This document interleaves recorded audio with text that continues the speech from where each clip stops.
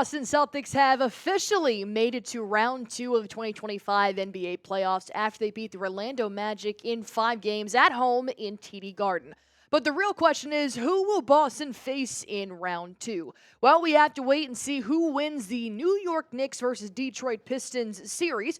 So let's go on ahead and start off the show with that. Welcome to Celtics Today by Chat Sports. I am your host, Allie Barefoot. If you guys want to play the New York Knicks, go on ahead and spam NYK in the comment section down below. If you want to play the Detroit Pistons, go on ahead and type DET. Let me know who you guys want to face in round 2.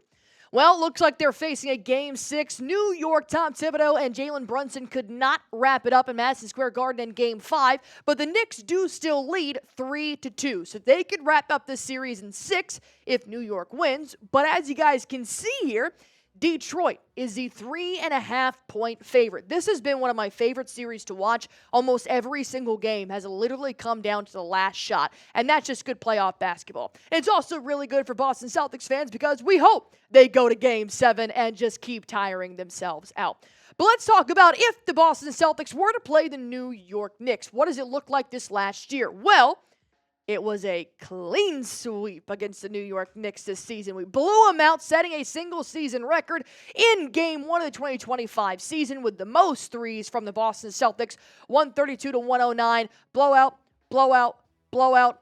Ooh, spicy. Got a little bit close there. 119-117, a good old-fashioned overtime win in Madison Square Garden. Now, this is the regular season. And we do know that in that regular season, everybody had injuries, everybody had different players on their team and such. So I do think the New York Knicks, albeit was a fun series for Boston in the regular season, the playoffs will be different. And this is a rivalry. And I think when there's a rivalry, everything changes. Both teams play their absolute best. 2013 was the last postseason matchup between these two people, between the Celtics and the New York Knicks, and they've actually faced off 67 games in their career as NBA franchises. New York had 31 wins, while Boston leads the rivalry with 36 wins. And believe it or not, the last playoff series, I'm sure you guys remember, Carmelo Anthony and KG actually got into a fight, which led to Melo trying to still fight KG in the locker room after the game, and that gave Melo a 1-game suspension. So clearly, a rivalry means it's going to be physical.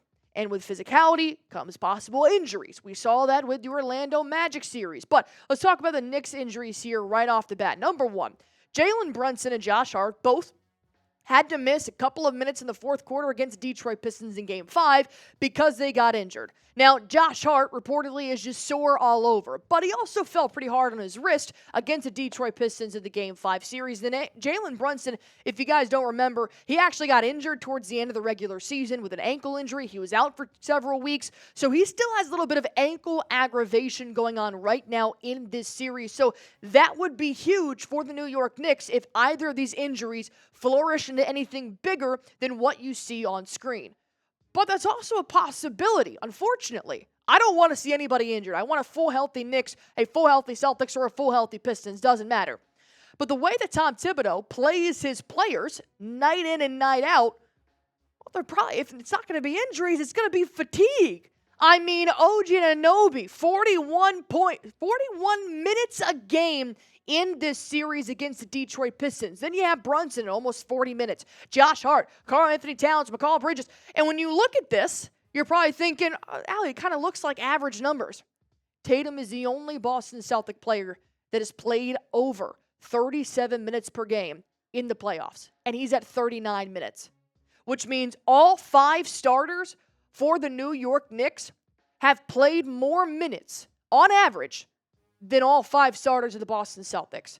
Jaylen Brown has played 36 minutes per game in the series against the Magic. This just screams fatigue to me. And look, this is how Tibbs has always done it in New York, and it's worked out. It has, not to the point of Boston Celtics success, obviously.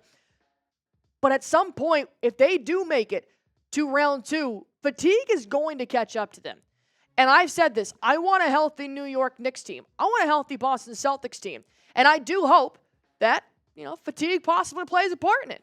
Because obviously that would be an easier series for the Boston Celtics. But as a fan, I think Knicks and Celtics would be absolutely electric. And I hope they're not worn out. I hope they're not fatigued. As a fan of the game, obviously if I want Boston to have an easier series, then yeah, we can go into the depths of that. But That is a possibility because this series has been so neck and neck that they could go to Game 7. And not only do I want them to go to Game 7 just because that will wear out the New York Knicks a little bit more, but it also gives the Boston Celtics more time to rest because we have plenty of more injuries than the New York Knicks do right now. Jaylen Brown dislocated his finger in Game 3. He's also been dealing with knee soreness with a bone bruise. Jayson Tatum's got a severe bone bruise on his wrist. Jrue Holiday missed 3 games out of 5 in round 1 of the NBA playoffs with a hamstring. And poor Porzingis, the dude just needs to get the stitches out of his head. I mean, thanks, Goga. So Boston has a lot more injuries than New York, which is why you need New York to A, tire themselves out, and B, take this series to 7 just so we possibly have longer time to rest and more time to prepare for whether it's going to be New York or whether it's going to be Detroit. It's not going to be an easy series by all means. So if you're a fan of basketball, you're probably hoping for a Game 7 just because it'll be a good game. But if you're a Boston Celtics fan, you're hoping there'll be a Game 7 so that we can get our guys rest and ready to go. But I ask you guys this. It could all be over tomorrow night. Will the Knicks wrap it up in 6? Type Y for yes, type N for no. Obviously, Brett Alper, producer, Knicks fans over here saying, like, thank God, please wrap it up in 6. But it also might not be the New York Knicks that we are playing. It might be the Detroit Pistons. And right now, they're favorite to take Game 6 at home in the Little Caesars Arena in Detroit. And I might get a little pushback on this, but I do have a reason for it. I would rather play the Knicks than the Pistons. I'd rather play the Knicks because I think a rivalry just brings more out of a player than just a typical game. And I think that the Pistons would be looked more at just round 2 of the playoffs. But if you look at the Knicks, Boston's going to be looking at, oh, this is round 2, and it's New York. We hate New York. We want to beat New York. They're going to have a little extra fire under their butt. And I also think the Pistons are extremely scrappy. They're very tenacious. Whereas the Knicks, I think if you get under their skin a little bit, they start to kind of fall apart. The Pistons, you could be up by 20, and that's not a safe lead because they can come back, cut it back, and they can continue to be physical. But before I break down the possibility of playing the Pistons, let me go ahead and make sure you guys are repping Peyton Pritchard this NBA offseason. Look, he was great in round 1. He stepped up huge for Jrue Holiday, who was out for 3 games. But not only that, he won 6th Man of the Year for 2025. I want you guys to be able to rep him. Right now, chatsports.com/6MOY is going to get you guys this great shirt while sizes do last. I'll also put this link in the comment section down below. Click it. It'll take you right there. Now, unlike the Knicks, the Detroit Pistons did get their nice punch in at the end of the season. We won, and then we lost in February, 117-97. This was definitely a punch in the face. This was also a back-to-back game series for Boston, so Detroit definitely took the upper hand in that round. But like I said, Detroit, they're very scrappy. They're very tenacious, and if they do happen to get one win, it could kind of domino effect, possibly like we saw with the Orlando Magic. They were not giving up. They were very physical, and they were very dominant on defense. But the Pistons' injuries are a little bit more severe, I think, than the New York Knicks right now. Isaiah Stewart is out with a knee injury, even though that's not Isaiah Stewart. And then Jaden Ivey is out with a leg injury as well, although he, in last week, April 26th, I think he would be reevaluated in 2 weeks. So we'll have to wait and see if Jaden Ivey will be available for that next